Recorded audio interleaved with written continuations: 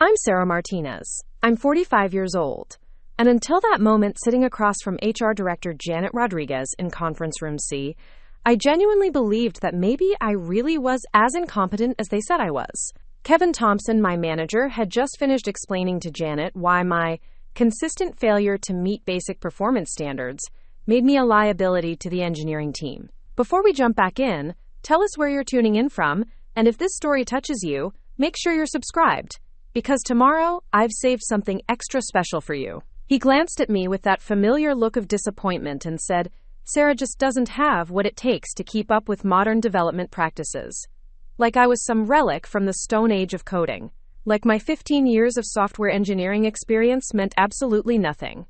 Like the countless nights I'd spent in that sterile office building, debugging code and optimizing systems while everyone else went home to their families, had been a complete waste of time. I sat there in that uncomfortable gray chair, staring at the termination paperwork spread across the glass table, feeling smaller with every word Kevin spoke. The irony wasn't lost on me that we were having this conversation in the conference room nicknamed the Glass Box by employees. Transparent walls, transparent lies, I thought bitterly. Through those walls, I could see my former colleagues at their desks, some stealing glances our way, others pretending to be absorbed in their screens. Brad Wilson, the lead developer who'd taken over most of my recent projects, was leaning back in his chair with what looked suspiciously like a smirk. Janet slid the papers closer to me and spoke in that rehearsed professional tone that HR directors perfect over years of delivering bad news. Sarah, this decision wasn't made lightly. We've documented multiple instances where your work failed to meet company standards. The recent Cloud Sync optimization project was particularly concerning. My heart sank deeper with each word. The Cloud Sync project. The one where I'd spent 8 months developing what I knew was revolutionary technology, only to watch it get reassigned to Brad's team in the final weeks. The meeting continued for another 20 minutes. But honestly, most of it was a blur of corporate speak and legal formalities. Kevin outlined my supposed failures with the precision of someone who'd been building a case for months. Failed to integrate properly with the team dynamic. Inability to adapt to new methodologies. Resistance to collaborative problem-solving approaches. Each accusation felt like a punch to the gut, especially because I knew they were twisting the truth. What Kevin called resistance to collaboration was actually my refusal to hand over my code documentation to Brad without proper credit attribution. What he termed inability to adapt was my insistence on thorough testing protocols instead of rushing features to production. And failure to integrate with team dynamics apparently meant I'd questioned why my algorithm optimization suggestions were consistently ignored during team meetings, only to see similar implementations appear weeks later under Brad's name. I signed the papers because what choice did I have? No severance package, just 2 weeks of pay and a standard non-disclosure agreement that Kevin seemed particularly eager for me to acknowledge. As I walked back to my desk to pack up my belongings, the office felt different. The familiar hum of keyboards and quiet conversations seemed muted, like I was already a ghost haunting a place I no longer belonged. My desk was a small island in the open plan engineering section, desk 47B, positioned perfectly to overlook the city skyline when I needed a moment to think through complex problems. Now it just felt exposed and vulnerable. I started packing my personal items into a cardboard box Janet had provided. A small succulent plant my sister had given me, a coffee mug with a faded JavaScript joke, a framed photo of my daughter's college graduation, and a small notebook where I'd sketched out algorithm concepts during lunch breaks. As I cleaned out my drawers, my fingers brushed against something I'd almost forgotten about. Tucked beneath some old project notes was a printed copy of an email confirmation from the United States Patent and Trademark Office, dated 18 months earlier. The subject line read, "Application received, Dynamic Multi-Layer Data Optimization System." My heart skipped a beat as I stared at the document. In all the chaos of the recent months, the stress of deteriorating work relationships, and the constant pressure to prove myself, I'd completely lost track of my patent application status. The algorithm described in that patent was the same core technology I'd developed for the Cloud Sync optimization project. The same innovation that Kevin claimed had failed to meet standards. The same code architecture that Brad's team was now apparently perfecting under their own guidance. I folded the paper carefully and slipped it into my jacket pocket. A small seed of something that felt dangerously close to hope, beginning to sprout in my chest. Tom Baker, a fellow engineer who'd been with TechFlow for about 3 years, approached my desk as I finished packing. Tom had always been one of the few colleagues who actually listened during technical discussions, who asked thoughtful questions about implementation strategies, rather than immediately dismissing ideas that challenged the status quo. He glanced around nervously before leaning closer to my desk. "Sarah, this is complete garbage and everyone knows it," he said quietly, his voice barely above a whisper. "That optimization work you did was brilliant. I've seen the performance metrics. Your algorithm reduced processing time by 60% compared to our previous system." He paused, checking again to make sure no one was listening. "Brad's been reverse engineering your approach for weeks. I've watched him studying your code commits, taking screenshots of your documentation. This whole incompetence narrative is manufactured bullshit."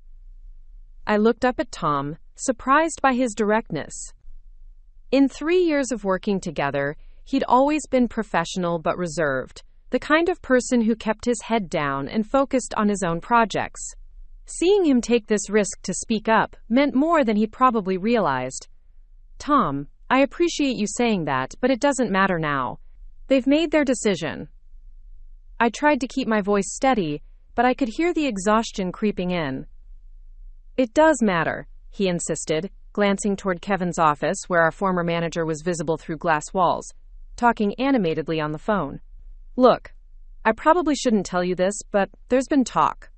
Brad's been meeting with Lisa Chen about presenting some kind of breakthrough innovation to the new CEO when he starts next month. Something about revolutionary data compression technology that could save enterprise clients millions in storage costs." The words hit me like a physical blow. Revolutionary data compression technology, that was exactly what my algorithm accomplished. The same algorithm that was supposedly substandard work warranting my termination. The same innovation that was now apparently worthy of executive presentation under Brad's name. I felt a familiar anger building in my chest. The same frustrated rage I'd been suppressing during months of watching my contributions get minimized and dismissed. I finished packing in silence, Tom hovering nearby with an expression that suggested he wanted to say more but wasn't sure how. As I stood to leave, carrying my cardboard box and laptop bag, he touched my arm gently. "Sarah, I know this sounds crazy, but keep track of what happens with that cloud sync project. Document everything you can remember about your original work. I have a feeling you're going to need it." Walking out of TechFlow Tower that afternoon felt surreal. The elevator ride down 15 floors gave me time to stare at my reflection in the polished steel doors. I looked tired, defeated, older than my 45 years. The woman staring back at me seemed like a stranger. Someone who'd lost more than just a job. I'd lost confidence in my own abilities, trust in my judgment, and faith in the idea that good work speaks for itself. The Austin heat hit me as I stepped outside, the kind of oppressive humidity that makes you question why anyone chooses to live in Texas. I sat in my car in the parking garage for nearly an hour, not ready to go home and explain to my daughter Emma what had happened. How do you tell your kid that the career you've built over 15 years just evaporated because you supposedly weren't good enough? How do you explain that sometimes hard work and talent aren't enough when you're dealing with people who see you as an obstacle to their own advancement?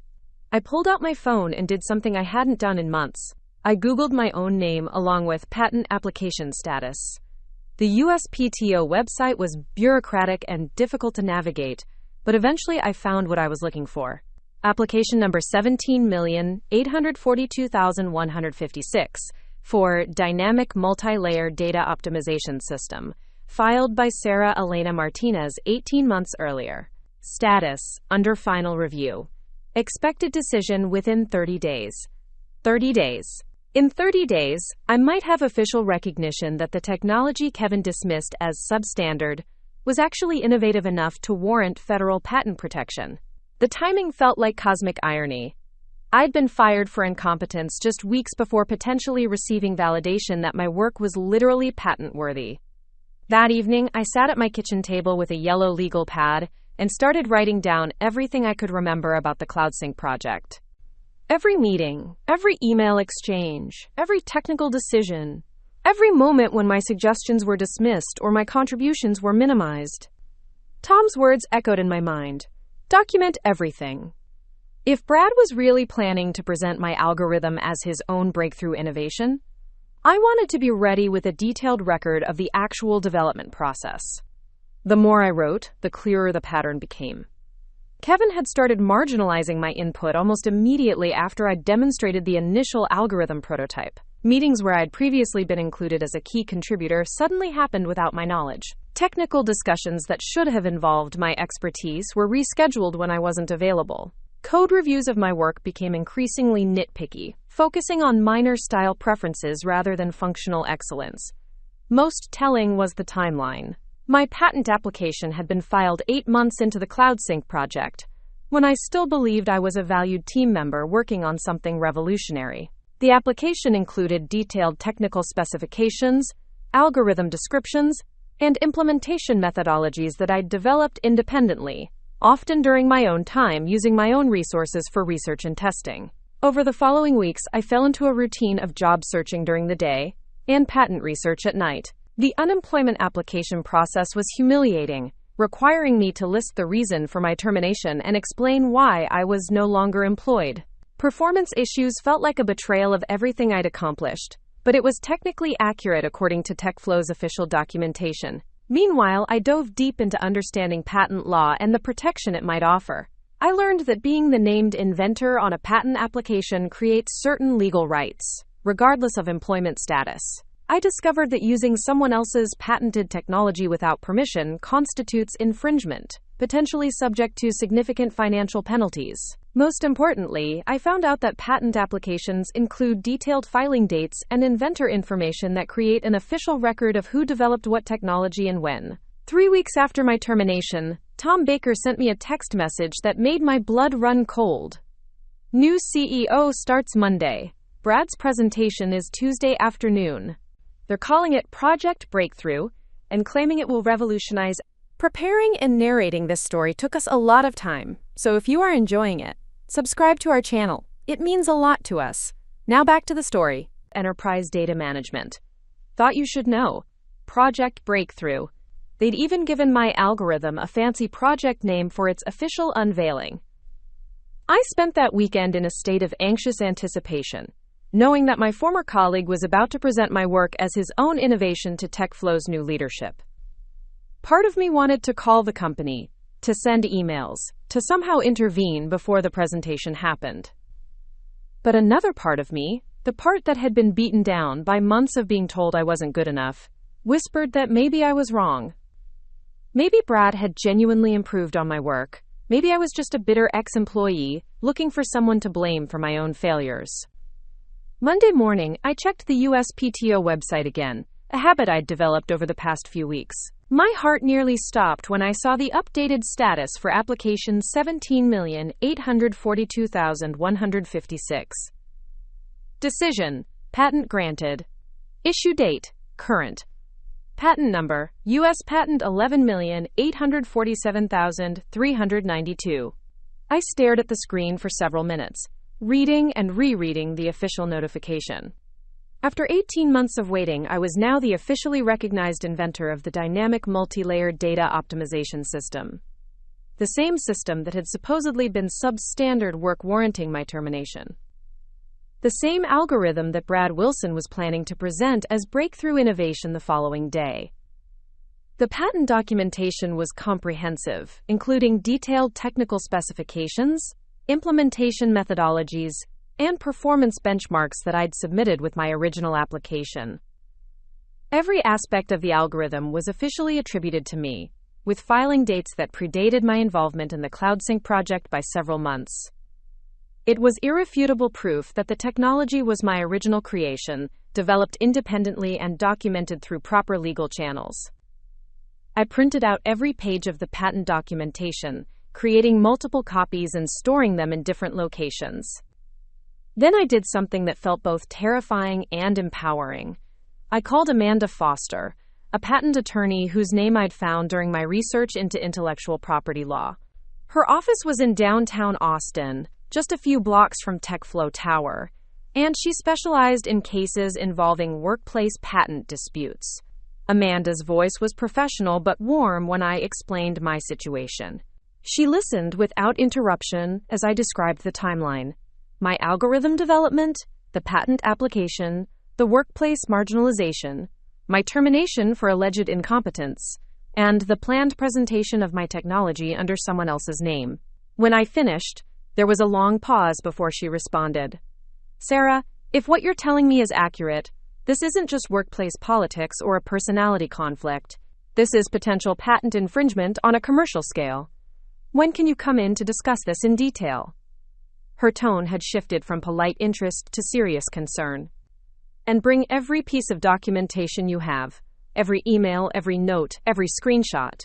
We're going to need to build a comprehensive record of what happened. Tuesday morning, I sat in Amanda's office overlooking downtown Austin, watching the city wake up through floor-to-ceiling windows. She'd spent an hour reviewing my documentation, asking detailed questions about the technical development process, the workplace dynamics, and the timeline of events leading to my termination. Her legal pad was covered with notes, and she'd made photocopies of every document I'd brought. Sarah, you have an exceptionally strong case, she said, looking up from her notes. Your patent documentation is thorough and properly filed. The timeline clearly establishes your work as predating any team involvement. And if they proceed with this presentation today, they'll be creating evidence of willful infringement. She paused, studying my face. The question is, what do you want to accomplish?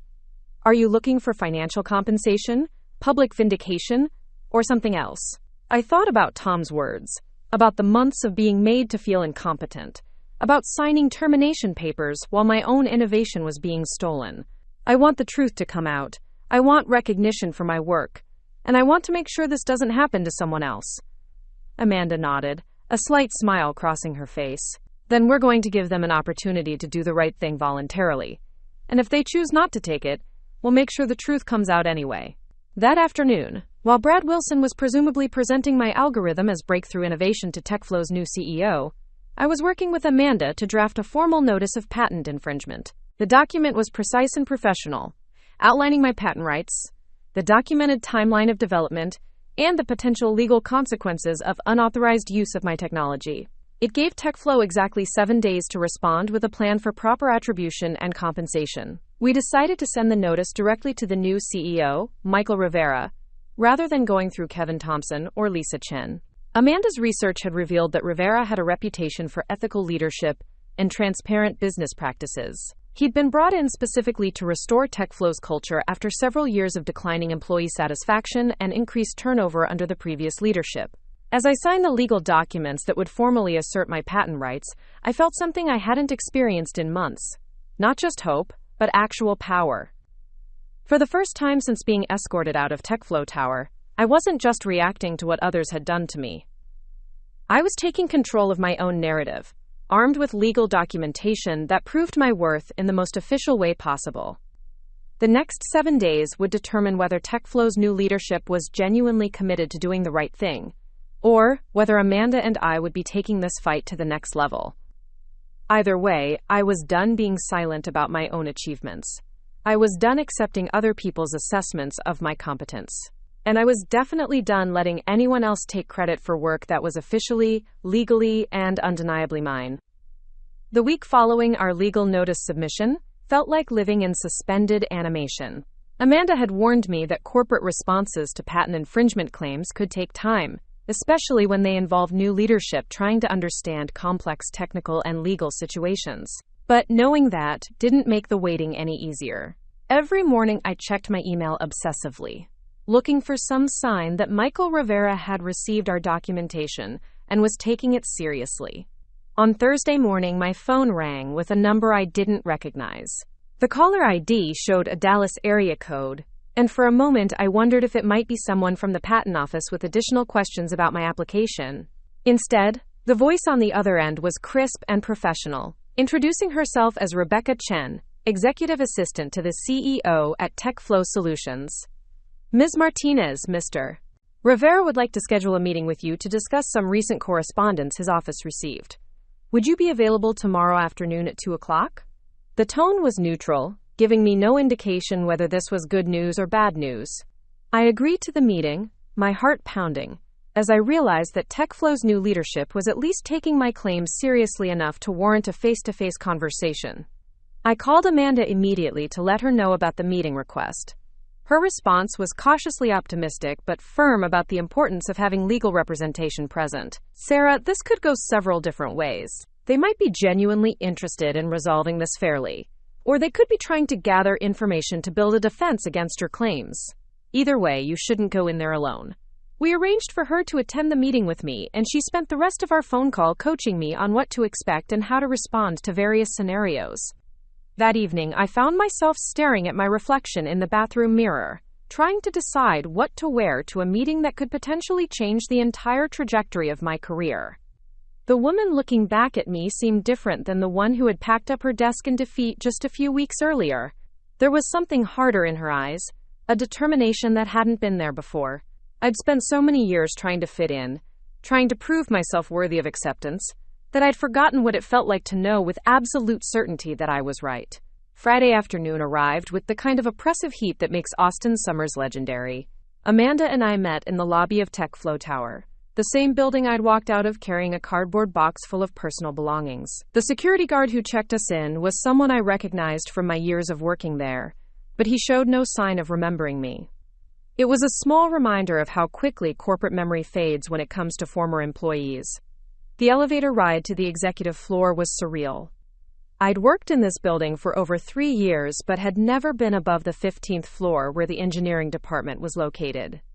The executive level was a different world entirely, with polished marble floors, expensive artwork, and the kind of hushed atmosphere that suggests important decisions happen behind closed doors. Rebecca Chen met us at the elevator, a woman in her 30s with the efficient demeanor of someone who manages complex schedules and sensitive communications for a living. She led us down a hallway lined with portraits of company founders and milestone achievements, past conference rooms with names like Innovation and Synergy, to a corner office with floor-to-ceiling windows overlooking the Austin skyline. Michael Rivera stood as we entered, extending his hand with the kind of confident grip that suggests someone comfortable with authority, but not arrogant about it. He was younger than I'd expected, probably early 40s, with graying temples and the alert expression of someone who'd built his career on asking the right questions. His office was spacious but not ostentatious, with a large desk, comfortable seating area, and walls lined with books rather than corporate awards. Ms. Martinez, thank you for coming in on short notice. And Ms. Foster, I appreciate you joining us.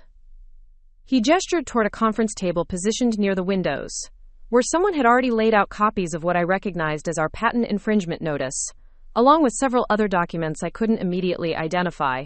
I have to say, your letter raised some very serious concerns that I felt needed to be addressed immediately.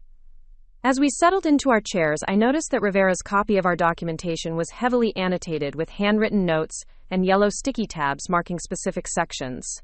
This wasn't someone who had casually skimmed through legal paperwork before a meeting.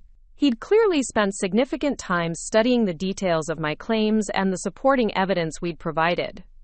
Before we begin, I want to be transparent about what I've learned since receiving your notice, Rivera continued, his tone serious but not defensive.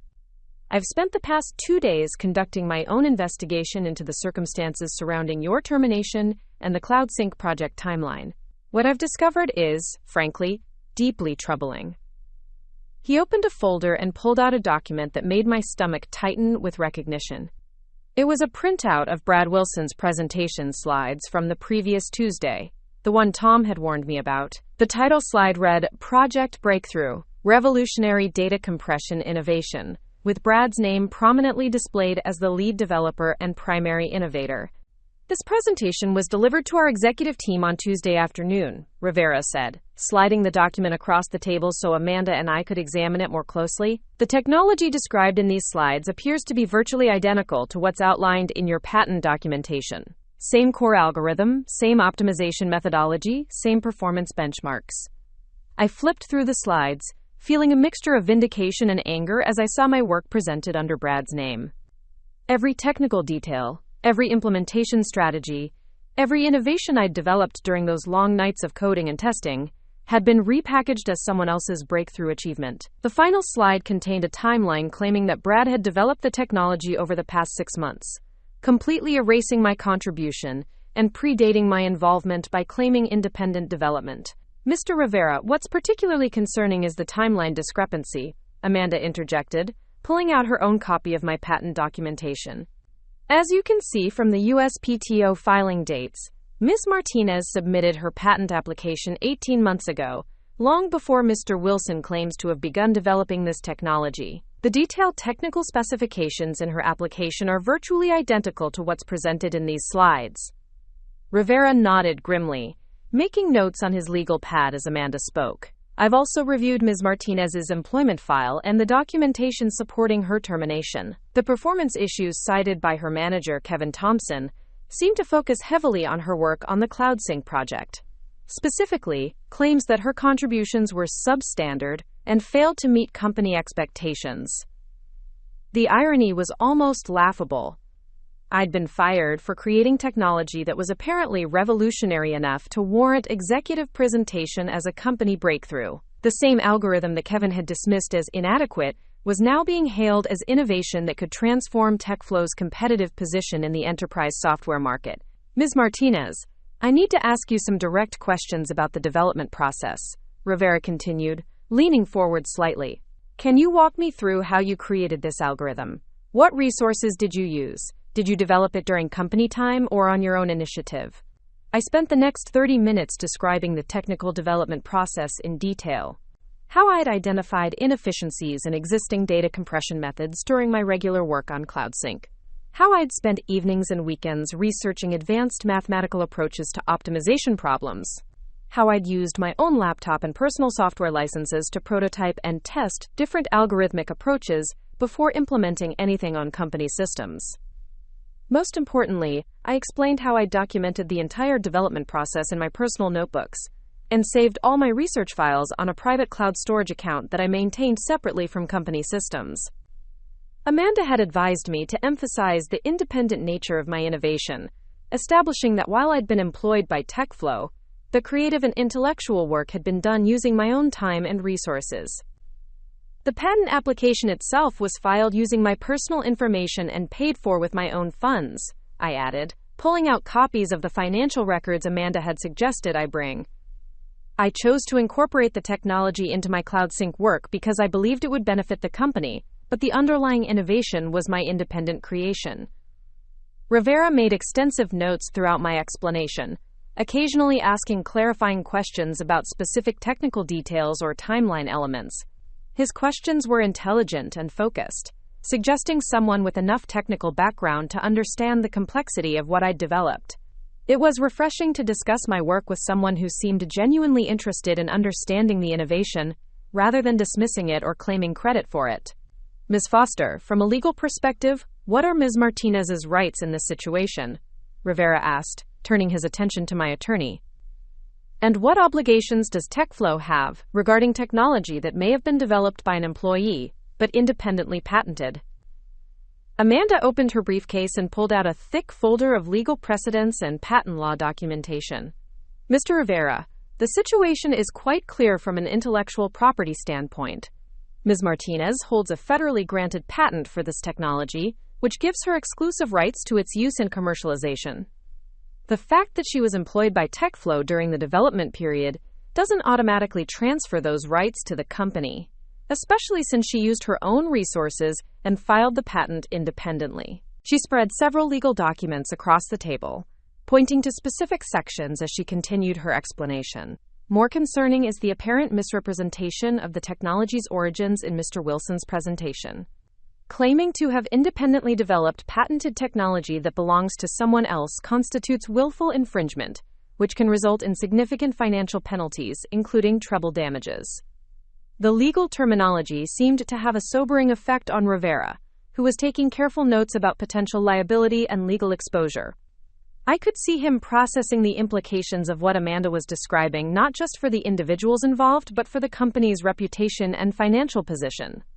There's also the question of how this situation arose in the first place, Amanda continued, her tone becoming more pointed. Ms. Martinez was terminated for allegedly producing substandard work on a project that incorporated her own patented technology. Either the technology is revolutionary, as presented to your executive team, or it's substandard as claimed in her termination documentation. It cannot be both. The contradiction was stark when laid out so directly. Either I was an incompetent engineer whose work failed to meet basic standards, or I was an innovator whose technology was worthy of federal patent protection and executive presentation as breakthrough achievement. The timeline and documentation made it impossible for both narratives to be true. Rivera leaned back in his chair, studying the documents spread across the table with the expression of someone trying to solve a complex puzzle.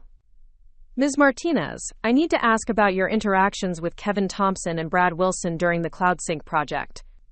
Did you have any indication that they were planning to present your work as independent innovation? I thought carefully about how to answer, remembering Amanda's advice about sticking to factual observations rather than speculating about others' motivations. Mr. Rivera, I noticed that my contributions to the project were increasingly marginalized over the final months. Technical discussions that should have included my input happened without my knowledge. Code reviews became focused on minor style issues rather than functional improvements. And when I raised concerns about proper attribution for my algorithm development, those concerns were dismissed as unimportant. More specifically, I continued, pulling out my notebook where I'd documented the timeline of events. There was a meeting in March where I presented performance benchmarks showing 60% improvement in processing efficiency using my algorithm. Kevin's response was that the improvements were negligible and that I should focus on more practical optimizations. But according to Mr. Wilson's presentation slides, that same 60% improvement is now being highlighted as a revolutionary breakthrough. Rivera made a note about the specific meeting, then asked Rebecca to pull the official meeting minutes from March to verify the details. It was becoming clear that he was treating this as a serious investigation rather than a routine legal complaint, which gave me hope that TechFlow's new leadership might actually be committed to addressing the situation fairly. Ms. Foster, what would constitute an appropriate resolution from your perspective? Rivera asked, turning back to my attorney. Assuming that Ms. Martinez's claims are verified through our internal investigation, what are you seeking in terms of remediation? Amanda had prepared me for this question, and we'd discussed various possible outcomes during our previous meetings. Mr. Rivera, our primary objectives are recognition, attribution, and fair compensation. Ms. Martinez should be acknowledged as the inventor of this technology. Any commercial use of her patented algorithm should include proper licensing agreements with appropriate royalty payments. And there should be some form of remediation for the professional damage caused by her wrongful termination. She paused, looking directly at Rivera before continuing. We're also concerned about the broader pattern of behavior that allowed this situation to develop. If TechFlow's management was willing to terminate an employee for creating technology they later planned to present as company innovation, that suggests systemic problems that go beyond this individual case. The meeting continued for another hour, with Rivera asking detailed questions about the technical development process, the workplace dynamics I'd experienced, and the documentation supporting my claims. He also spent considerable time discussing the legal implications with Amanda, particularly the potential financial exposure TechFlow might face if they continued using my patented technology without proper licensing. As our discussion wound down, Rivera made a commitment that surprised me with its directness. Ms. Martinez, I want to be clear about my position on this matter. If our investigation confirms what you've presented today, then TechFlow owes you a significant apology and meaningful remediation. No employee should be terminated for creating innovative technology, and no company should benefit from misrepresenting the origins of patented intellectual property. He stood, indicating that the meeting was concluding, but his expression remained serious and engaged. I'm going to need approximately 1 week to conduct a thorough internal investigation. This will include reviewing all documentation related to your termination, interviewing the individuals involved in the CloudSync project, and consulting with our legal team about appropriate next steps. Rebecca will contact you early next week to schedule a follow-up meeting where we can discuss our findings and potential resolution. As Amanda and I gathered our documents and prepared to leave, Rivera made one final comment that stayed with me long after we'd left his office. Ms. Martinez, I want you to know that the technology you developed is genuinely impressive. The performance improvements outlined in your patent documentation represent exactly the kind of innovation that should be celebrated and rewarded, not suppressed or misattributed. Regardless of how this situation developed, you should be proud of what you've accomplished. Walking out of TechFlow Tower that afternoon felt completely different than it had a few weeks earlier. Instead of carrying a cardboard box full of personal belongings, I was carrying legal documentation that proved my worth and established my rights. Instead of feeling defeated and questioning my own competence, I felt vindicated and empowered. The conversation with Rivera had been more productive and encouraging than I dared to hope. Amanda and I debriefed over coffee at a nearby cafe, reviewing how the meeting had gone and discussing potential next steps. She was cautiously optimistic about Rivera's response, particularly his commitment to conducting a thorough investigation and his acknowledgement of the technology's value. However, she also warned me that corporate investigations could be unpredictable, and we needed to be prepared for various possible outcomes. Sarah, the fact that he took the meeting seriously and asked intelligent questions is encouraging, she said, stirring sugar into her coffee. But we also need to be realistic about the pressures he's facing. He's new to the company, dealing with a situation that could expose significant legal liability, and trying to navigate relationships with existing management who may have been involved in the problematic decisions. Over the weekend, I found myself oscillating between hope and anxiety about what TechFlow's investigation might reveal. Part of me was confident that the evidence was clear and that any honest review would vindicate my claims. But another part of me worried about corporate loyalty, office politics, and the possibility that Rivera might decide it was easier to dismiss my concerns than to address the systemic problems they represented. Monday morning brought an unexpected phone call from Tom Baker, my former colleague who had originally warned me about Brad's presentation plans. His voice was excited but cautious as he explained why he was calling. Sarah, something interesting happened this morning. Michael Rivera called an all-hands meeting for the engineering department, and he asked very specific questions about the CloudSync project development timeline. He wanted to know who had contributed what work, when different components were developed, and how decisions were made about project leadership and credit attribution.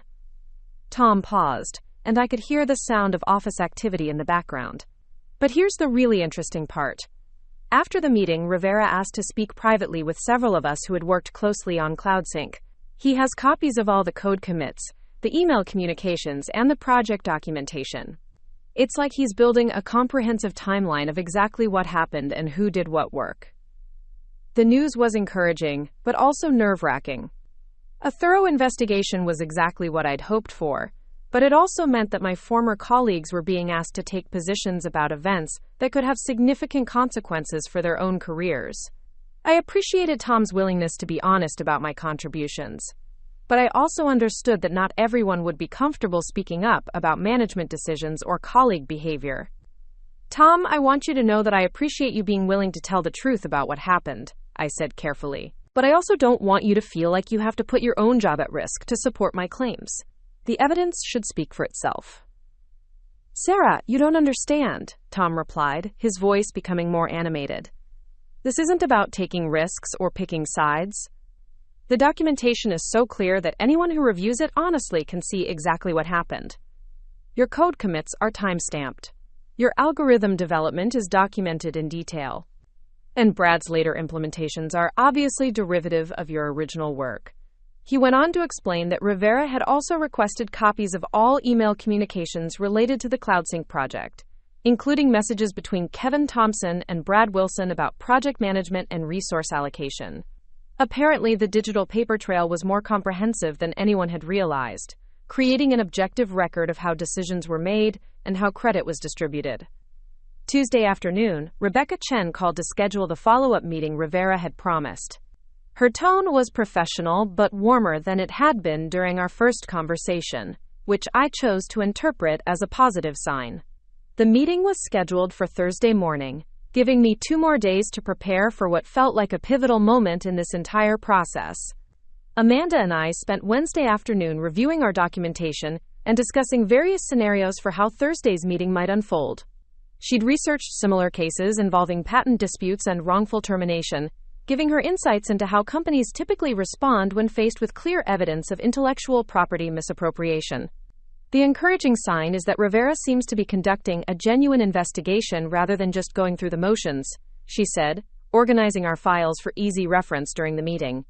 Companies that are planning to deny responsibility or minimize their exposure usually don't invest this much time and effort in reviewing the evidence.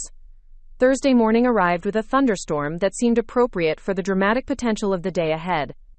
Amanda and I met again in the TechFlow Tower lobby, both of us carrying expanded documentation that we'd prepared based on questions that had arisen during our previous meeting. The elevator ride to the executive floor felt different this time, less like entering enemy territory, and more like approaching a resolution that might actually be fair. Michael Rivera's office looked essentially the same as it had the previous week, but the atmosphere felt distinctly different. Instead of the formal conference table arrangement, he'd set up a more casual seating area with comfortable chairs arranged around a coffee table. Rebecca had prepared coffee and pastries, creating an environment that suggested collaboration rather than confrontation.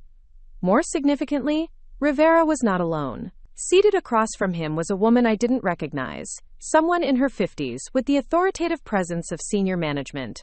Rivera introduced her as Patricia Williams, TechFlow's chief legal counsel, who had been brought in to ensure that any resolution was handled properly from a legal and corporate governance perspective. Ms. Martinez, Ms. Foster, thank you for coming in again, Rivera began, his expression serious but not grim. I wanted to update you on what our investigation has revealed and discuss how we'd like to move forward. He opened a thick folder and pulled out what appeared to be a comprehensive report with multiple sections and appendices. First, I want to acknowledge that your claims have been substantiated by our internal review. The evidence clearly shows that you developed the core algorithm technology independently, that you properly filed for patent protection, and that your contributions to the CloudSync project were both significant and inadequately recognized. His tone was formal but apologetic, the kind of careful language that suggested legal review but genuine regret. Patricia Williams leaned forward, adding her own perspective to Rivera's summary. Ms. Martinez, our investigation has also revealed concerning patterns in how your work was managed and evaluated. The performance issues cited in your termination appear to have been fabricated or exaggerated to justify a predetermined decision to remove you from the project. The words hit me with a combination of vindication and anger. Fabricated performance issues. A predetermined decision to remove me. These were the suspicions I'd harbored but been afraid to voice. The paranoid thoughts I dismissed as symptoms of workplace stress and personal insecurity. Having them confirmed by TechFlow's own investigation was both validating and infuriating. Rivera continued with details that painted an increasingly damning picture of how my termination had been orchestrated. Kevin Thompson had apparently been documenting minor issues and style preferences as major performance problems, building a case for my removal that began almost immediately after I demonstrated the algorithm's effectiveness.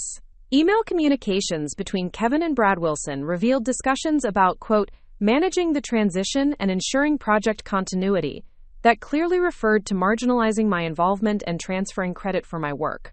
Most damaging was a series of messages between Kevin and Lisa Chen, the VP of Engineering, discussing the intellectual property complications of my patent application and the need to distance the company from potential legal exposure. The timeline showed that they'd been aware of my patent filing for months before my termination and had specifically structured my performance evaluation to justify removing me before the patent was granted. The pattern of behavior we've uncovered represents a serious violation of TechFlow's ethical standards and legal obligations, Patricia Williams said, her voice carrying the authority of someone accustomed to handling complex corporate liability issues. We cannot and will not tolerate employees being terminated to facilitate the misappropriation of their intellectual property.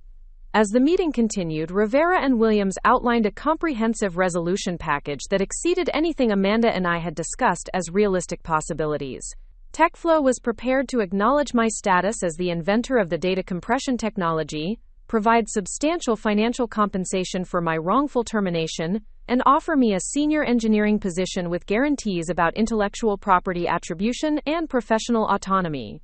More significantly, they were prepared to take immediate action regarding the individuals who had orchestrated my termination and the attempted theft of my technology. Kevin Thompson would be terminated for cause, with his actions documented in his permanent employment record.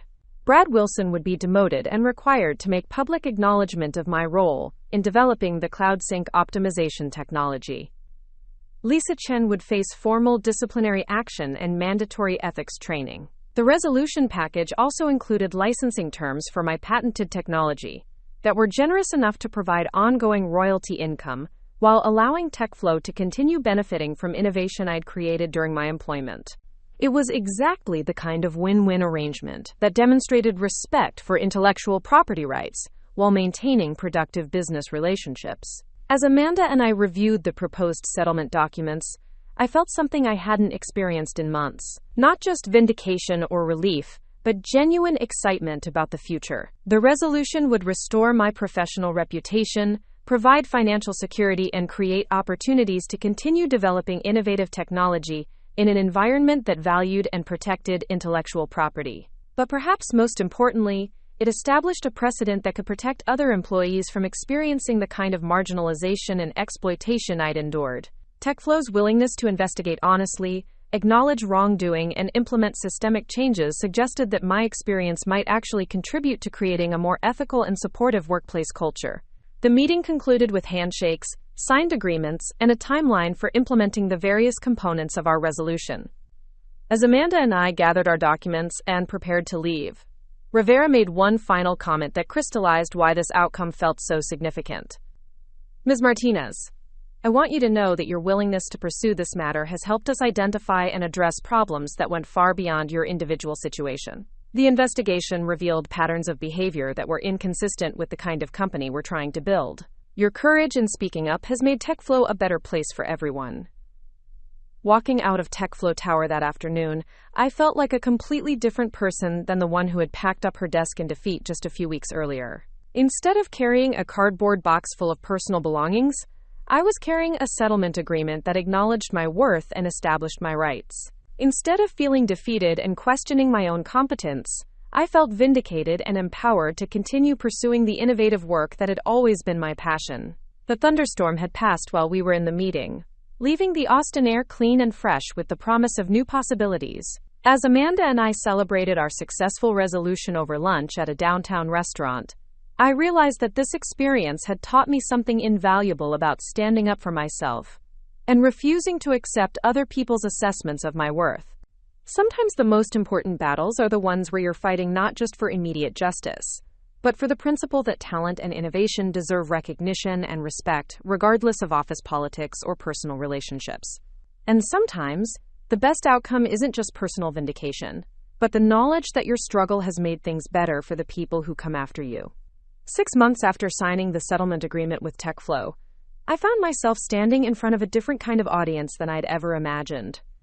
The Austin Convention Center was packed with software engineers, technology executives, and startup founders who had come to hear about innovative approaches to data optimization. The banner behind me read, "Tech Innovate 2024, Breakthrough Technologies Shaping Tomorrow," and my name was listed as the keynote speaker discussing From Patent to Product, Protecting Your Intellectual Property Journey. The irony wasn't lost on me that I was now being celebrated for the same work that had gotten me fired just months earlier. But this wasn't about vindication anymore, it was about something much larger. The settlement with TechFlow had given me more than just financial compensation and professional recognition.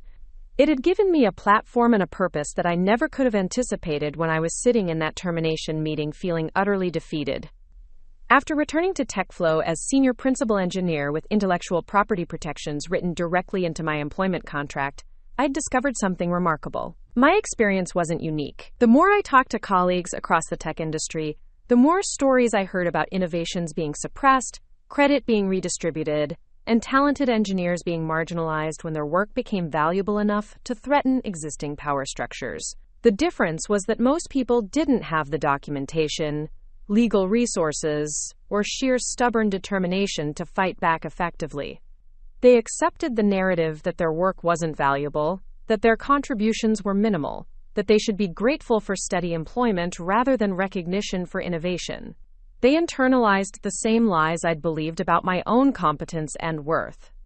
During my first month back at TechFlow, I'd been approached by a junior developer named Maria Santos, who was working on machine learning algorithms for predictive analytics. She'd developed a breakthrough approach to neural network optimization that could reduce training time by 40%. But her manager was pressuring her to hand over all documentation to a senior colleague who would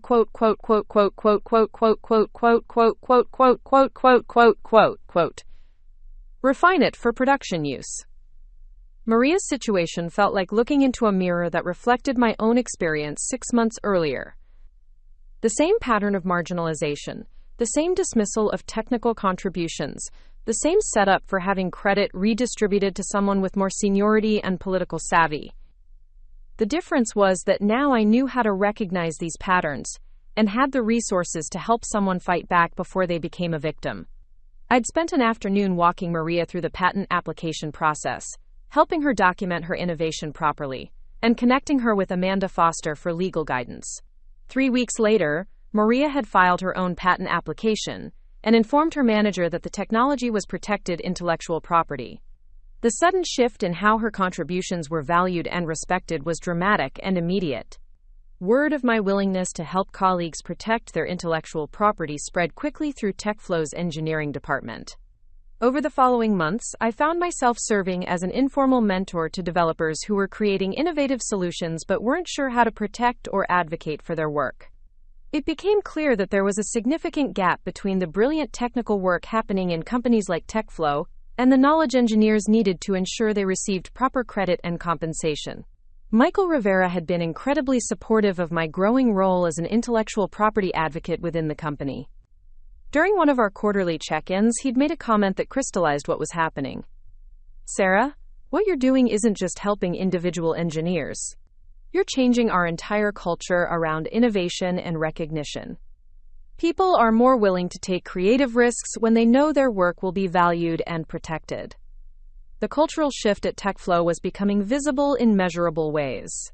Patent applications from engineering staff had increased by 300% since my return. More importantly, the quality of innovation was improving, as engineers felt empowered to pursue ambitious projects without fear of having their work appropriated or dismissed. The company's competitive position in enterprise software was strengthening as a direct result of having a workforce that felt secure about intellectual property protection. But the impact was extending beyond TechFlow's walls. Amanda Foster had introduced me to other patent attorneys who were seeing similar patterns of intellectual property exploitation across the tech industry. We'd started meeting informally to discuss cases and share strategies for helping engineers protect their innovations. These conversations led to the realization that we were dealing with a systemic problem that required a more organized response. The idea for the Innovators' Rights Initiative emerged from one of these informal gatherings. Amanda had represented 3 different cases in the past year involving engineers who'd been terminated or marginalized after developing valuable intellectual property. Another attorney, David Kim, had seen similar patterns in his practice representing startup founders whose technical partners had attempted to freeze them out of their own companies. We recognized that individual legal victories, while important, weren't addressing the underlying cultural and structural issues that allowed intellectual property exploitation to flourish. What was needed was education, advocacy, and systematic change in how companies approached innovation and employee rights. The initiative would provide resources, legal guidance, and community support for technical professionals who were creating valuable intellectual property. The first major project of the Innovators' Rights Initiative was developing a comprehensive guide to intellectual property protection for engineers and developers.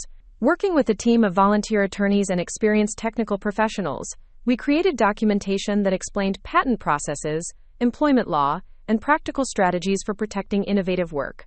The guide was released as an open-source resource that could be freely distributed and adapted for different industries and situations. The response to the guide exceeded our most optimistic expectations.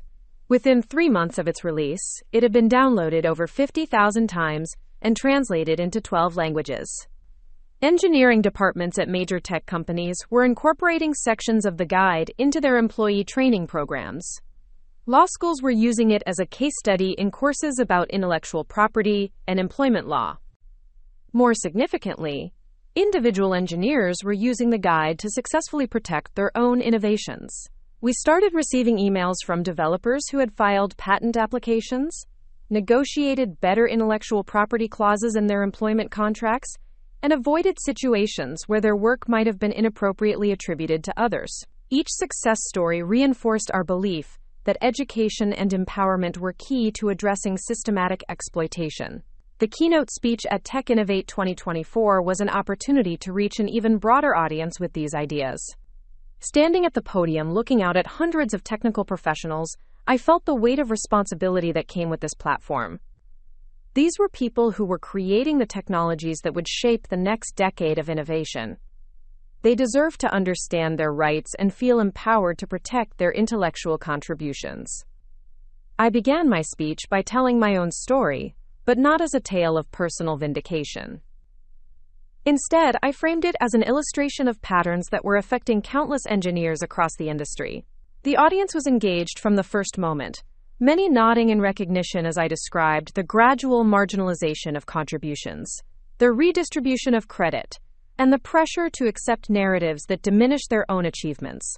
How many of you have developed something innovative at work, only to watch someone else receive recognition for your ideas? I asked the audience. The response was immediate and overwhelming, with easily 2/3 of the hands in the room going up. How many have been told that your technical contributions weren't significant enough to warrant formal recognition? Again, a sea of raised hands. The statistics were sobering but not surprising. Our research through the Innovators' Rights Initiative had revealed that intellectual property exploitation was remarkably common in the tech industry, particularly affecting women, people of color, and younger developers who lacked the political capital to advocate effectively for themselves. The problem was systemic and widespread, but it was also solvable through education, advocacy, and cultural change. I spent the next 40 minutes walking through practical strategies for protecting intellectual property, recognizing exploitation patterns, and building support networks within companies and professional communities. The audience was taking notes furiously, asking thoughtful questions, and sharing their own experiences during the interactive portions of the presentation.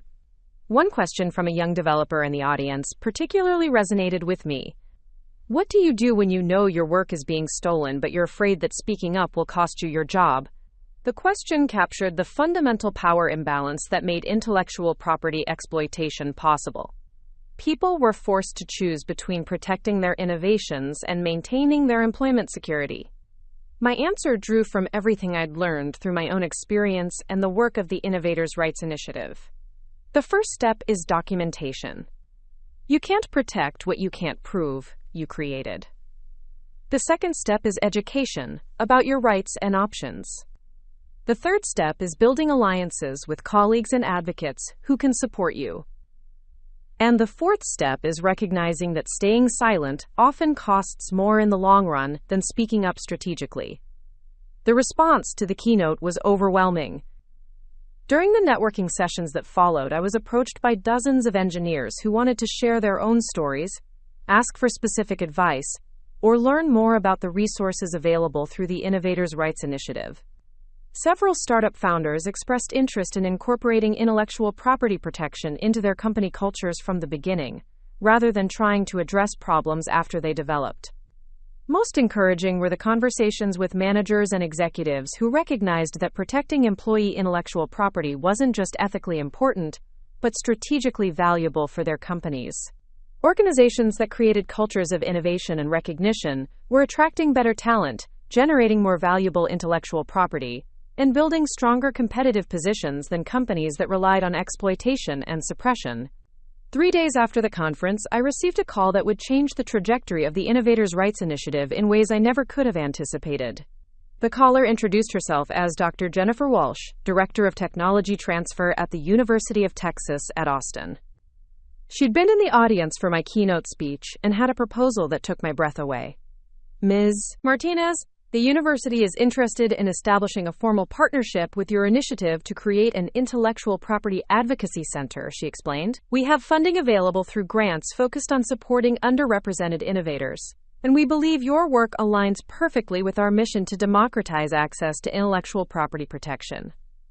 The proposed partnership would provide the Innovators' Rights Initiative with university affiliation, research resources, and sustainable funding to expand our educational and advocacy programs. More importantly, it would give us access to law students who could provide supervised legal assistance to engineers who couldn't afford traditional patent attorney fees. The conversation with Dr. Walsh led to a series of meetings with university administrators, legal scholars, and community advocates who are working on related issues. It became clear that the problems we were addressing through the initiative were part of a broader pattern of systemic inequality in how innovation was recognized, protected, and rewarded. Over the following weeks, we developed a comprehensive proposal for the Intellectual Property Advocacy Center that would serve multiple functions. Educational programs would help technical professionals understand their rights and options. Legal clinics would provide low-cost assistance with patent applications and employment disputes. Research projects would document patterns of intellectual property exploitation and develop policy recommendations for addressing systematic problems. The center would also serve as a resource for companies that wanted to improve their intellectual property practices. Many organizations were genuinely interested in creating more equitable and supportive environments for innovation, but lacked the expertise to implement effective policies and procedures.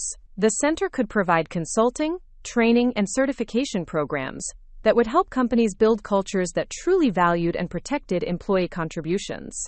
Amanda Foster had been instrumental in developing the legal framework for the university partnership, and her excitement about the potential impact was infectious. Sarah, this is exactly the kind of systematic approach that's needed to address these problems, she said during one of our planning meetings. Individual legal victories are important, but changing the underlying culture and structures requires education, research, and institutional support. The partnership agreement was finalized in early December, with a planned launch date for the Intellectual Property Advocacy Center in the following spring. The university was providing office space, administrative support, and initial funding that would allow us to hire staff and begin developing comprehensive programs. Grant applications were pending with several technology-focused foundations that could provide additional resources for expansion. As the year drew to a close, I found myself reflecting on the remarkable journey that had begun with my termination from TechFlow and evolved into something I never could have imagined. What had started as a personal fight for recognition had become a movement to protect the intellectual property rights of technical professionals across the industry.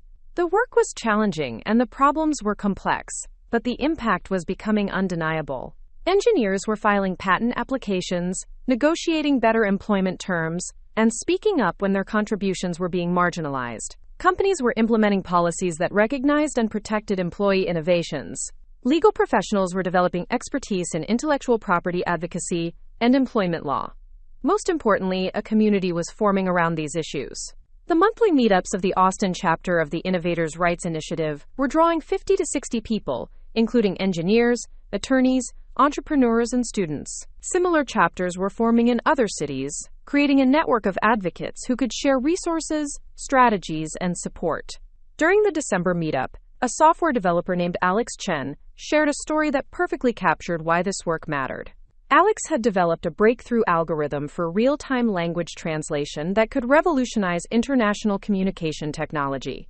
Instead of having the innovation appropriated by his employer, Alex had used resources from the initiative to file a patent application and negotiate a licensing agreement that provided both protection for his intellectual property and substantial ongoing royalties. 6 months ago, I would have just handed over my work and hoped for a modest bonus, Alex told the group. Having access to education about my rights and support for protecting my innovation completely changed the trajectory of my career. Now I'm launching my own startup based on technology that I know I legally own and control. Stories like Alex's were becoming increasingly common as more technical professionals learned about their rights and felt empowered to advocate for their intellectual contributions. The cultural shift was gradual but measurable, with surveys showing increased awareness of intellectual property issues and growing confidence in pursuing protection for innovative work. The partnership with the University of Texas would allow these individual success stories to scale into systematic change.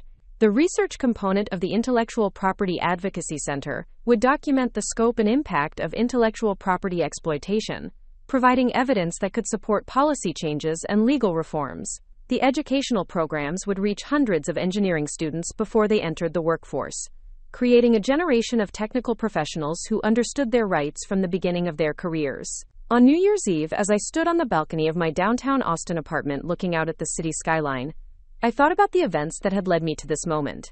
18 months earlier, I'd been packing up my desk at TechFlow, convinced that I was a failure whose contributions weren't valuable enough to warrant recognition or protection. Now I was preparing to launch a university-affiliated center dedicated to protecting the intellectual property rights of technical professionals.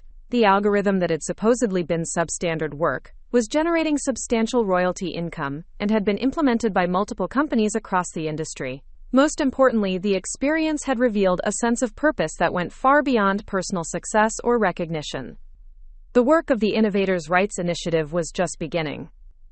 The problems we were addressing were systematic and deeply embedded in corporate cultures and legal structures that had evolved over decades. Changing these patterns would require sustained effort, strategic thinking, and collaboration among engineers, attorneys, policymakers, and business leaders who shared a commitment to fairness and innovation. But the foundation was solid and the momentum was building. Engineers were learning to protect their intellectual property. Companies were implementing policies that recognized and rewarded innovation. Legal professionals were developing expertise in advocacy and protection strategies. Academic institutions were supporting research and education that addressed systematic inequality in intellectual property recognition. The phone call that had started this journey, when Rebecca Chen reached out to schedule a meeting with Michael Rivera, had led to outcomes that none of us could have predicted. What began as a dispute over a single patent had evolved into a movement that was changing how the tech industry approached innovation, recognition, and intellectual property protection. As the clock struck midnight and fireworks illuminated the Austin skyline, I felt something I'd never experienced before. Not just personal satisfaction or professional success, but the deep fulfillment that comes from knowing that your work is making a meaningful difference in other people's lives. The young engineers who would benefit from the resources and advocacy of the Intellectual Property Advocacy Center represented the future of technological innovation. They deserved to work in an industry that valued their contributions, protected their intellectual property, and rewarded their innovations fairly. The work we were doing through the initiative and the upcoming center was helping to create that future, one patent application, one educated engineer, and one protected innovation at a time. The settlement agreement with TechFlow had given me back my career and my confidence, but the work that grew out of that experience had given me something even more valuable. A purpose that aligned my technical skills, my personal values, and my commitment to justice in ways that created positive change for countless other people. Standing on that balcony as 2024 became 2025, I knew that the most important chapters of this story were still being written. The Intellectual Property Advocacy Center would open its doors in just a few months, armed with resources, expertise, and community support that could transform how technical professionals understood and protected their innovations. The algorithm that had started this journey was still generating royalties, still improving data processing efficiency for companies around the world, and still serving as proof that innovation deserves recognition regardless of the political dynamics that might try to suppress it. But more importantly, it had become a symbol of what was possible when technical professionals understood their rights and felt empowered to advocate for their intellectual contributions. The future belonged to engineers, developers, and innovators who could create breakthrough technologies while also protecting their right to be recognized and rewarded for their work. The Intellectual Property Advocacy Center would help ensure that talent and innovation were valued and protected, creating an industry culture that truly supported the people whose creativity and technical expertise drove technological progress. As I finally headed inside to prepare for the year ahead, I thought about all the engineers who were working late in offices and home labs across the country, developing the technologies that would shape tomorrow. They deserved better than the marginalization and exploitation that had nearly derailed my own career. They deserved an industry that recognized their worth, protected their innovations, and rewarded their contributions fairly. The work of building that industry would continue, one educated engineer, one protected patent, and one successful advocacy case at a time. The journey that had begun with a termination meeting and a forgotten patent application had evolved into something much larger and more meaningful than I ever could have imagined. And the best part was that it was just the beginning. 2 years after the Intellectual Property Advocacy Center officially opened its doors at the University of Texas, I found myself walking through the bustling corridors of the Austin Convention Center once again. This time, however, I wasn't there as a keynote speaker or attendee. I was there as the director of the center, overseeing our largest annual event, the National Innovators' Rights Summit, which had grown from a regional meetup into a 3-day conference attracting over 2,000 technical professionals, attorneys, policymakers, and business leaders from across the country. The transformation had been remarkable and sometimes overwhelming. What began as informal conversations about intellectual property protection had evolved into a nationally recognized organization with chapters in 37 cities, partnerships with 12 universities, and a legal clinic that had helped over 3,000 engineers protect their innovations. The summit was our opportunity to showcase success stories, share new research, and build the community that was driving systematic change in how America's tech industry approached innovation and recognition. Standing near the registration desk, watching streams of badge-wearing professionals navigate toward different session rooms, I couldn't help but think about the journey that had brought me to this moment. The termination meeting that had felt like the end of my career had actually been the beginning of something much larger and more meaningful than I ever could have imagined. The first session I attended was titled, From Exploitation to Empowerment: Legal Strategies for Protecting Technical Innovation. The presenter was Maria Santos, the junior developer I'd mentored during my early days back at TechFlow. She was no longer junior anything. Her machine learning optimization patent had become the foundation for a startup that was now valued at over $50 million, and she'd become one of the most visible advocates for intellectual property rights in the artificial intelligence sector. Maria's presentation was polished and confident, a far cry from the nervous young engineer who had sought my help 3 years earlier. She was explaining to a packed auditorium how proper documentation and strategic patent filing had protected her innovations from appropriation and enabled her to build a successful company based on technology she knew she legally owned and controlled. The key insight, Maria was telling the audience, is that intellectual property protection isn't just about legal documents. It's about having the confidence to advocate for your own innovations and the community support to make that advocacy effective. She clicked to a slide showing statistics about patent filings by underrepresented groups, numbers that had improved dramatically since the center began its outreach and education programs. After her presentation, Maria and I found a quiet corner of the convention center to catch up on developments since our last conversation. She was glowing with the satisfaction of someone who had not only succeeded professionally, but had also found ways to help others achieve similar success. "Sarah, I need to tell you something that I've never properly expressed," she said, her voice carrying genuine emotion. "When you helped me understand my rights and connect with Amanda Foster, you didn't just save my career. You changed my entire relationship with my own capabilities and worth. I stopped seeing myself as someone who needed permission to exist in tech spaces and started seeing myself as an innovator whose contributions had real value." Her words resonated deeply because they captured something I'd observed repeatedly through the center's work. The technical skills and innovative thinking were already there in most of the engineers who sought our help. What was often missing was the knowledge about rights and protections, the confidence to advocate for proper recognition, and the community support that made advocacy sustainable and effective. The afternoon session I attended was focused on corporate policy changes and featured presentations from executives at major tech companies who had implemented comprehensive intellectual property protection programs for their employees. One of the most compelling presentations came from Lisa Chen, the former TechFlow VP of Engineering, who had been involved in the initial suppression of my patent work. Lisa's transformation over the past 2 years had been as dramatic as any I'd witnessed. After facing disciplinary action for her role in my termination, she had become a vocal advocate for intellectual property reform within TechFlow, and eventually throughout the broader tech industry.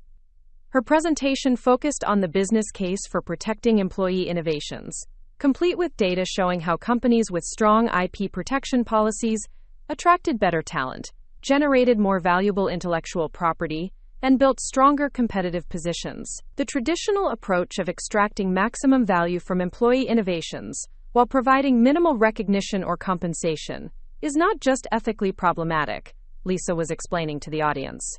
It's strategically counterproductive. Companies that create cultures of innovation and recognition consistently outperform those that rely on exploitation and suppression. During the question and answer session, someone from the audience asked about the financial costs of implementing comprehensive IP protection programs. Lisa's response was immediate and data-driven. The initial investment in legal resources, policy development, and training programs is significant but quickly offset by improved retention, increased innovation, and reduced legal exposure. More importantly, the competitive advantages of having a workforce that feels secure about intellectual property protection are substantial and sustainable.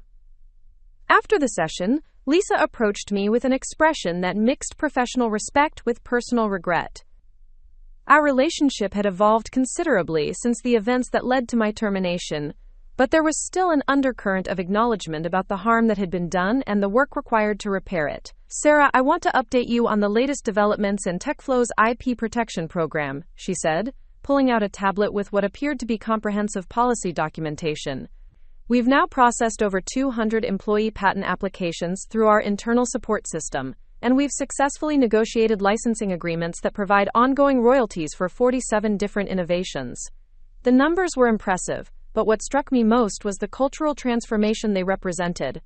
TechFlow had gone from a company that systematically suppressed employee innovations to one that actively supported and rewarded intellectual property development. The change hadn't happened overnight, but it had been sustained and comprehensive. The most significant impact, Lisa continued, has been on employee confidence and creativity. When people know their innovations will be protected and rewarded, they're willing to pursue more ambitious projects and share their ideas more openly. The quality and quantity of innovation has improved dramatically. As evening approached, I made my way to the summit's main auditorium for the closing ceremony.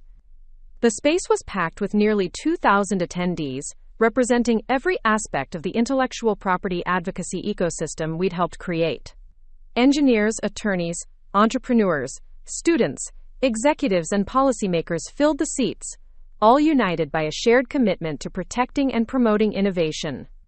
The ceremony began with a presentation of the annual Innovators' Rights Impact Awards, recognizing individuals and organizations that had made significant contributions to intellectual property protection and advocacy.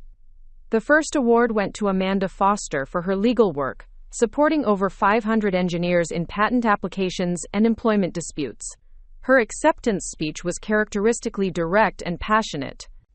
The work we're doing here isn't just about individual cases or personal victories, Amanda told the audience. We're changing the fundamental relationship between technical professionals and the organizations that benefit from their creativity. We're ensuring that innovation is recognized, protected, and rewarded in ways that create sustainable careers and drive continued technological progress. The second award went to Tom Baker, my former colleague at TechFlow, who had provided crucial support during my own case and had subsequently become a leading advocate for intellectual property rights within the engineering community. Tom's presentation focused on the importance of peer support and workplace advocacy in protecting innovations. The most powerful protection for intellectual property isn't legal documentation or policy changes, Tom explained. It's having colleagues who understand the value of innovation and are willing to speak up when they see that value being suppressed or misappropriated. Cultural change happens one conversation, one relationship, and one act of advocacy at a time. The final award was presented to the University of Texas for its support of the Intellectual Property Advocacy Center and its commitment to democratizing access to intellectual property protection. Dr. Jennifer Walsh accepted the award on behalf of the university, emphasizing the academic institution's role in supporting systematic change. Universities have a responsibility to prepare students not just with technical skills, but with the knowledge and confidence to protect their intellectual contributions throughout their careers, Dr. Walsh said. The partnership with the Advocacy Center has allowed us to integrate intellectual property education into our engineering curriculum, ensuring that the next generation of technical professionals understands their rights from the beginning of their careers. As the award ceremony concluded, I was invited to the stage to provide closing remarks for the summit. Walking up to the podium, I looked out at the audience and saw faces that represented every stage of the journey I'd traveled over the past 4 years. There were engineers who were just beginning to understand their rights, attorneys who were developing expertise in intellectual property advocacy, executives who were implementing policy changes, and students who were preparing to enter the workforce with knowledge and confidence that previous generations had lacked. I began my remarks by acknowledging the remarkable progress that had been made since the center's founding. The statistics were impressive. Over 3,000 engineers had received legal assistance, patent filings by underrepresented groups had increased by 200%, and more than 50 companies had implemented comprehensive intellectual property protection programs. But the numbers, while important, didn't capture the full impact of what we'd accomplished together. The real measure of our success, I told the audience, isn't in the patents filed or the policies changed. It's in the confidence that technical professionals now feel about advocating for their innovations. It's in the cultural shift that has made intellectual property protection a standard expectation rather than an exceptional privilege. It's in the community we've built that supports and sustains advocacy efforts across the industry. I shared stories from engineers who had contacted the center over the past year, describing how education about intellectual property rights had transformed their careers and their relationship with their own capabilities. A software developer in Seattle who had negotiated a licensing agreement that provided ongoing royalties for her breakthrough algorithm. A hardware engineer in Boston who had successfully defended his patent against infringement by a major corporation. A startup founder in San Francisco who had built her company on technology she knew she legally owned and controlled.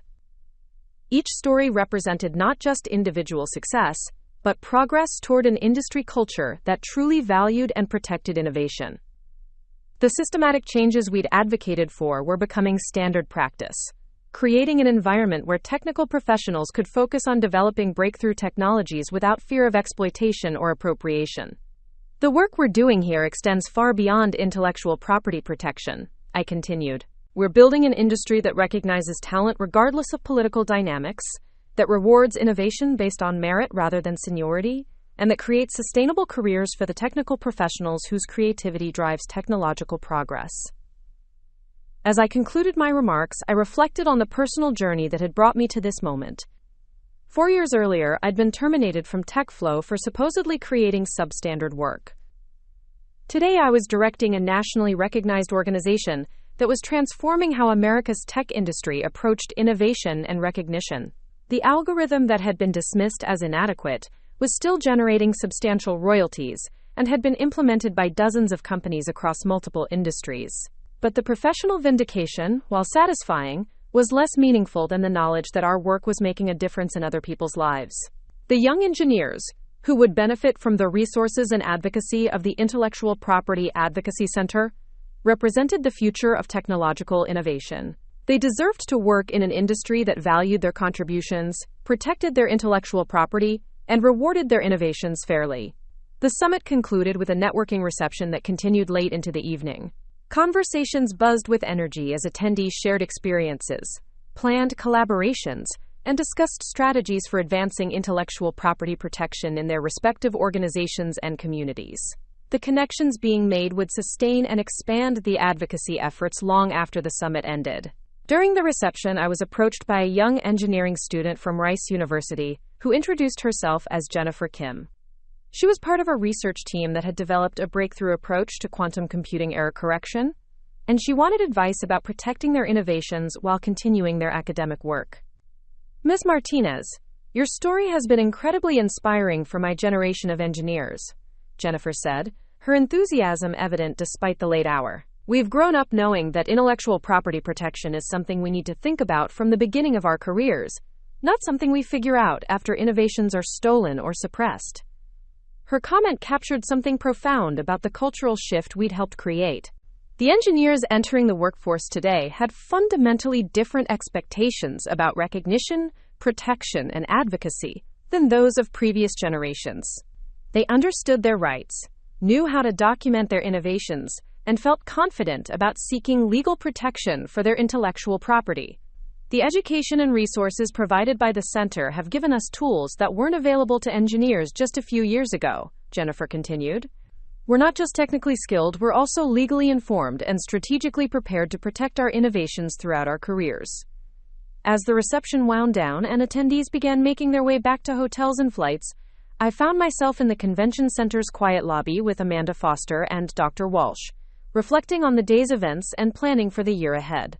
The summit had exceeded our expectations in terms of attendance, engagement, and the quality of connections made among participants. Sarah, I think we need to start planning for international expansion, Amanda suggested, referring to inquiries we'd received from engineering organizations in Canada, the United Kingdom, and several European countries. The problems we're addressing aren't unique to the American tech industry, and the solutions we've developed could be adapted for different legal and cultural contexts. Dr. Walsh nodded in agreement, adding her perspective about the academic partnerships that could support international expansion. The university has connections with engineering schools around the world that could provide local expertise and institutional support for advocacy programs. The fundamental principles of protecting intellectual property and supporting innovation are universal, even if the specific implementation varies by country. The conversation continued as we walked toward the parking garage, discussing possibilities for expansion that I never could have imagined when we first opened the center's doors. The movement we'd helped create was growing beyond our original vision, developing momentum and reach that suggested genuine systematic change in how technical professionals understood and protected their intellectual contributions. 3 weeks after the summit, I received a phone call that brought the personal and professional dimensions of this journey full circle. The caller introduced himself as Marcus Rivera, CEO of a startup called Innovate Tech Solutions, and he explained that he was Michael Rivera's son. Michael had retired from TechFlow the previous year, and Marcus had followed his father's career path into technology leadership. Ms. Martinez, I'm calling because our company has developed a breakthrough technology for renewable energy storage, and we want to ensure that our development process reflects the intellectual property protection principles my father learned during his time at TechFlow, Marcus explained. We've reviewed the resources provided by the Advocacy Center, and we'd like to engage your consulting services to help us implement comprehensive IP protection policies from the beginning. The conversation was remarkable not just because of the family connection, but because it represented the generational impact of the cultural changes we'd helped create. Marcus had grown up hearing about the importance of intellectual property protection, and he was applying those principles to his own company's development. The lessons learned through my case with TechFlow were being passed down and applied in new contexts. During our consulting engagement with Innovate Tech Solutions, I had the opportunity to work with their technical team to develop documentation systems, patent application processes, and recognition policies that protected individual innovations while supporting collaborative development. The engineers were young, talented, and remarkably sophisticated about intellectual property rights, reflecting the educational efforts that had been implemented throughout the engineering community. One of their lead developers, a brilliant young woman named Sarah Chen, had developed algorithms that could optimize battery performance by 30%. Unlike my experience years earlier, Sarah's contributions were immediately recognized, properly documented, and protected through patent applications that she controlled. Her work was valued and rewarded in ways that reflected its actual impact on the company's competitive position. The difference between our generation and previous ones, Sarah Chen told me during one of our meetings, is that we expect intellectual property protection to be part of the development process. We don't see it as an afterthought or a luxury, but as a fundamental aspect of professional engineering practice. Her perspective captured the systematic change we'd achieved through years of advocacy, education, and policy development. The engineers entering the workforce today had fundamentally different expectations about recognition and protection than those of previous generations. They understood their rights, knew how to document their innovations, and felt confident about seeking legal protection for their intellectual property.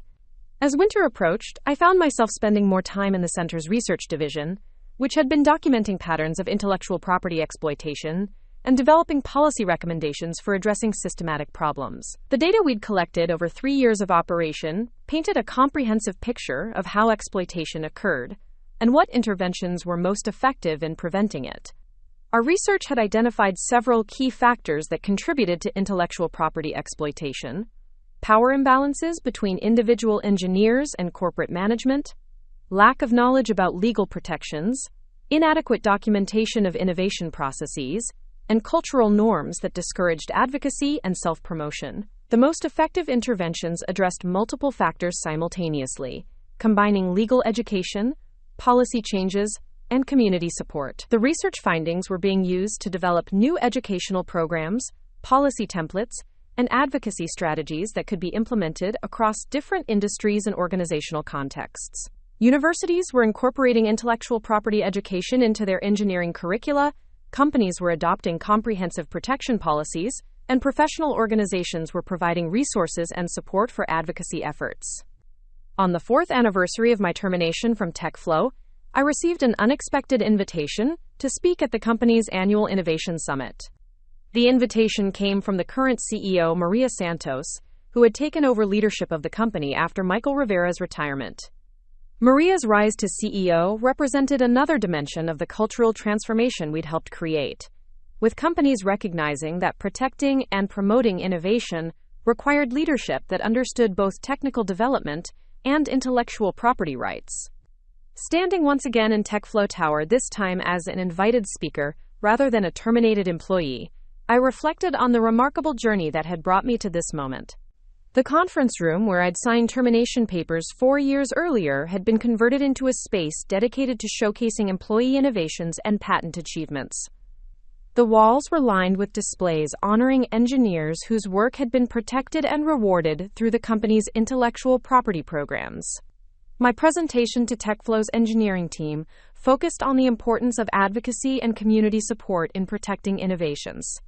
I shared stories from engineers across the industry who had successfully defended their intellectual property, negotiated fair licensing agreements, and built careers based on technology they knew they legally owned and controlled. The most important lesson from the past 4 years, I told the audience, is that intellectual property protection isn't just about legal documents or policy changes. It's about having the confidence to advocate for your own innovations and the community support to make that advocacy effective. It's about creating a culture where technical excellence is recognized, protected, and rewarded based on merit rather than political dynamics. After my presentation, I was approached by several young engineers who wanted to share their own experiences with intellectual property protection. Their stories were remarkably different from what I'd experienced years earlier. They described supportive managers, comprehensive documentation systems, and patent application processes that recognized and rewarded their innovations appropriately. One engineer, a recent graduate named David Park, had developed a breakthrough approach to data security that had been immediately recognized and protected through the company's IP programs. Ms. Martinez, I've heard the stories about what happened to you and others before the cultural changes, David said. It's hard to imagine working in an environment where innovations weren't protected and recognized. That seems like a different industry entirely. His comment captured the depth of the transformation that had occurred.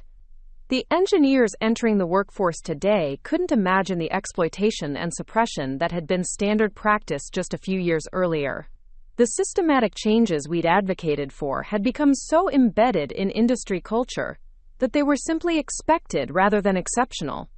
As I prepared to leave TechFlow Tower that evening, I walked past the office that had been mine during my original employment. The space was now occupied by a young engineer whose desk was covered with patents, technical documentation, and awards, recognizing her contributions to the company's innovation programs. It was a visible reminder of how much had changed and how far the industry had progressed. The drive home through Austin's evening traffic gave me time to reflect on the journey that had brought me to this moment. What had begun as a personal fight for recognition had evolved into a movement that was transforming how America's tech industry approached innovation and intellectual property protection. The algorithm that had supposedly been substandard work was still generating royalties, still improving efficiency for companies around the world, and still serving as proof that innovation deserved recognition, regardless of political dynamics. But the professional vindication, while satisfying, was less meaningful than the knowledge that our work was making a difference in other people's lives. The young engineers who were benefiting from the resources and advocacy of the Intellectual Property Advocacy Center represented the future of technological innovation. They deserved to work in an industry that valued their contributions, protected their intellectual property, and rewarded their innovations fairly. That evening, as I sat in my home office reviewing plans for the center's expansion into international markets, I received an email that perfectly captured the impact of the work we'd been doing. The message was from Jennifer Kim, the Rice University student I'd met at the summit, who was writing to update me on her research team's success in protecting their quantum computing innovations. Ms. Martinez, I wanted to let you know that our patent applications have been approved, and we've successfully negotiated licensing agreements with 3 major technology companies, Jennifer wrote. The royalty income will support our continued research and provide financial security as we complete our doctoral programs. More importantly, we know that our innovations are protected and that we'll be properly credited for our contributions to quantum computing development. Her message continued with reflections on how intellectual property education had changed her expectations and career trajectory. The resources and advocacy provided by the center have given my generation of engineers something that wasn't available to previous generations: the knowledge and confidence to protect our innovations from the beginning of our careers. We're not just technically skilled, we're also legally informed and strategically prepared to build sustainable careers based on our intellectual contributions. Reading Jennifer's email, I realized that the most important chapters of this story were still being written.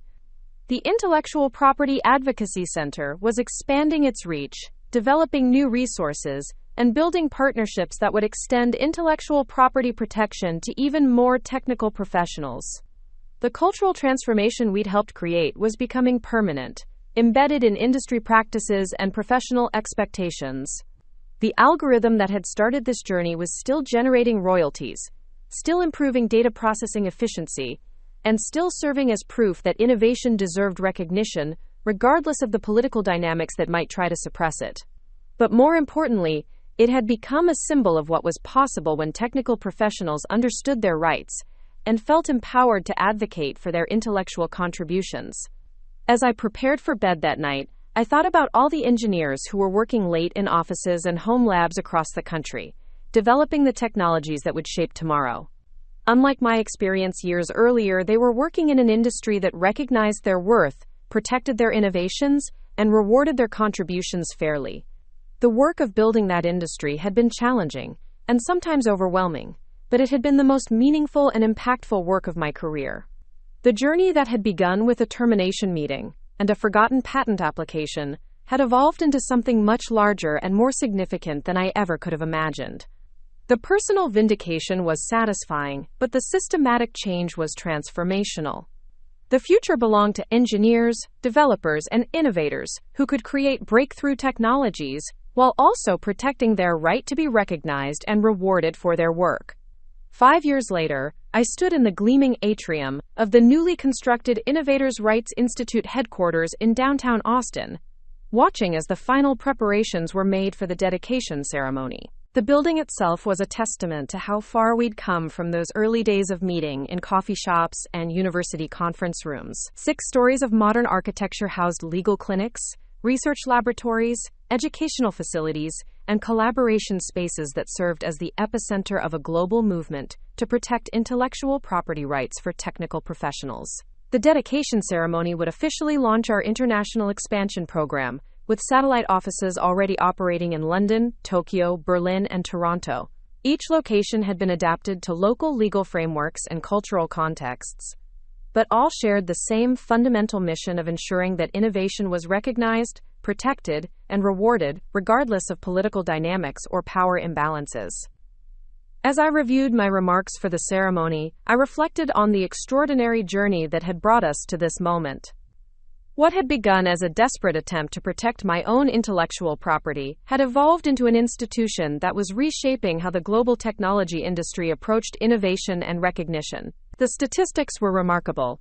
Over 15,000 engineers had received legal assistance, Patent filings by underrepresented groups had increased by 400% globally, and more than 200 companies had implemented comprehensive intellectual property protection programs based on our policy templates. But the numbers, impressive as they were, didn't capture the most significant achievement. We had fundamentally altered the expectations and experiences of technical professionals entering the workforce. Today's engineering graduates understood their rights, knew how to document their innovations, and felt confident about advocating for proper recognition and protection. The exploitation and suppression that had been routine just years earlier was now recognized as unacceptable and unsustainable. The ceremony began with presentations from engineers whose careers had been transformed through the Institute's programs.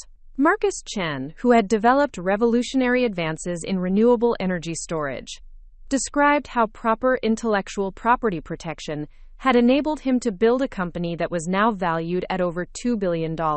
Dr. Aisha Patel shared her experience successfully defending her biotechnology patents against infringement by major pharmaceutical corporations, establishing precedents that protected smaller innovators from corporate appropriation. Each speaker represented not just individual success, but progress toward an industry culture that truly valued and protected innovation. The systematic changes we'd advocated for had become standard practice, creating an environment where technical professionals could focus on developing breakthrough technologies without fear of exploitation or appropriation. Amanda Foster, now serving as the Institute's general counsel, delivered the keynote address about the legal transformation that had occurred across multiple industries. Her presentation highlighted landmark cases that had established stronger protections for employee innovations, court decisions that had clarified intellectual property rights, and policy changes that had democratized access to patent protection. The work we've accomplished here represents more than legal victories or policy reforms, Amanda told the audience of nearly 1,000 attendees. We've changed the fundamental relationship between innovation and recognition, ensuring that creativity is rewarded based on merit rather than political positioning or institutional bias. As the ceremony concluded, and I prepared to deliver closing remarks, I thought about the personal transformation that had paralleled the institutional changes. The woman who had signed termination papers in a glass conference room 5 years earlier, convinced of her own inadequacy, had evolved into someone who could stand before global leaders in technology and law, confident in the value of her contributions and the importance of her mission. My final remarks focus not on past achievements but on future possibilities. The Institute was launching new programs to support student innovators, expand intellectual property education in developing countries, and develop emerging technologies like artificial intelligence and quantum computing. Each initiative represented an opportunity to ensure that the next generation of breakthrough innovations would be properly recognized and protected from the beginning. The algorithm that started this journey continues to generate value and recognition, I told the audience. But its greatest legacy isn't the technical innovation itself, but the systematic changes it helped create to protect and promote innovation for countless others. The future belongs to those who can create breakthrough technologies, while also protecting their right to be recognized and rewarded for their contributions. After the ceremony, as guests mingled in the Institute's Innovation Gallery showcasing protected inventions from around the world, I received a message that brought the personal dimension of this journey to a profound conclusion. The text was from Emma Martinez, my daughter, who had just completed her first year of engineering school at MIT. Mom, I wanted you to know that my professors use your case as a primary example in our intellectual property course. They explain how proper documentation and strategic advocacy can protect innovations and transform careers. I'm incredibly proud to be your daughter, and to be entering a profession where the changes you fought for are now standard expectations. Emma's message captured something profound about the generational impact of the work we'd accomplished.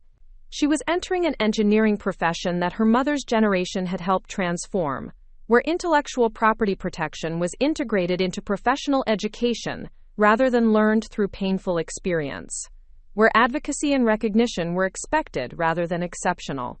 Standing in that gleaming atrium as the celebration continued around me, I realized that the most important victory wasn't personal vindication or professional success, but the knowledge that Emma and her generation would never have to endure the exploitation and suppression that had nearly destroyed my career. They would work in an industry that valued their contributions, protected their innovations, and rewarded their creativity from the very beginning of their professional lives. The journey that had begun with a termination meeting and a forgotten patent application had evolved into something much larger and more meaningful than I ever could have imagined. The algorithm that had supposedly been substandard work was still generating royalties and improving efficiency for companies around the world, but its greatest value was as a symbol of what became possible when technical professionals understood their rights and felt empowered to advocate for recognition.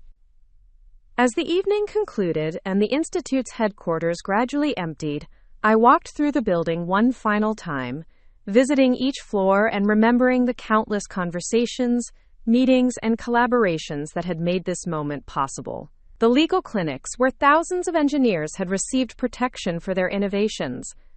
The research laboratories where policy recommendations were developed and tested.